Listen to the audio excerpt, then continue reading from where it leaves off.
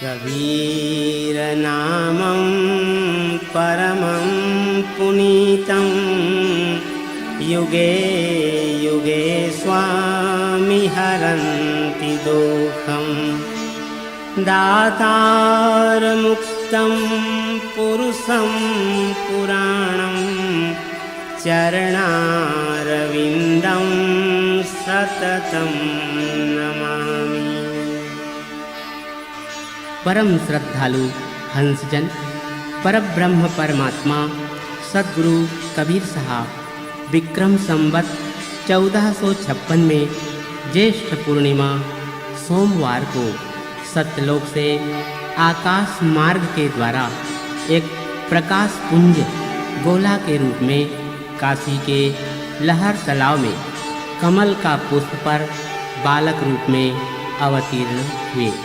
कबीर साहब का अवतार के संबंध में यह साखी प्रसिद्ध है कि गगन मंडल से उतरे सतगुरु पुरुष कबीर, जलज माही पौढ़न किए सब पीरन के पीर।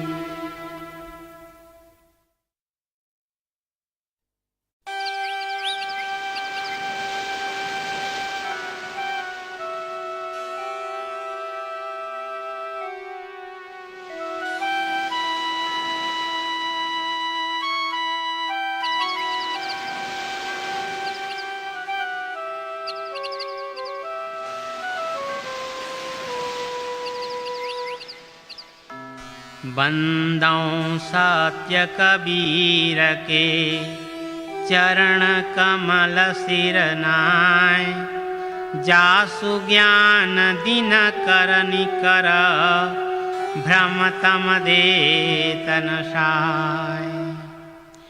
प्रिय सज्जनों, सद्गुरु श्री कबीर साहिब मानव मात्र का उद्धार करने के लिए चारों युगों में आया करते हैं।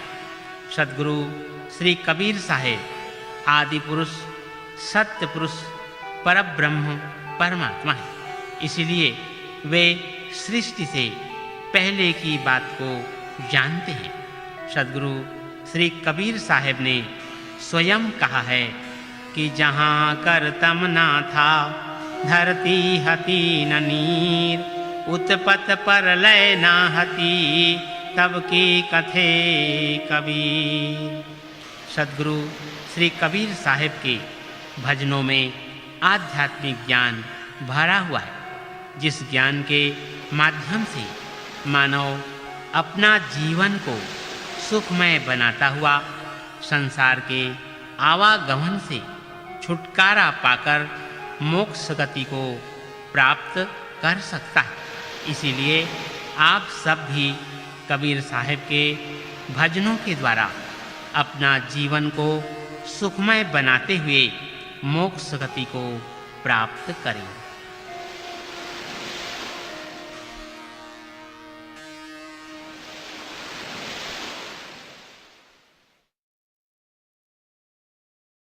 कबीर साहब का अवतार साक्षात परब्रह्म परमात्मा का ही अवतार हुआ था। इस बात को भविष्य पुराण स्पष्ट शब्दों में कह रहा है कि बंधना जाति भेदा दे ऋन्मोक्तुम ऋण कलौ किल वक्तुम तत्वं कबीरः सन् पद्मे प्रादुर्भविष्यति। अर्थात बंधन के हेतु जाति आदि का भेद को उन्मूलन करने के लिए तथा आत्म तत्व का यथार्थ उपदेश देने के लिए परमात्मा कबीर रूप होते हुए कमल पत्र पर प्रादुर्भूत होंगे।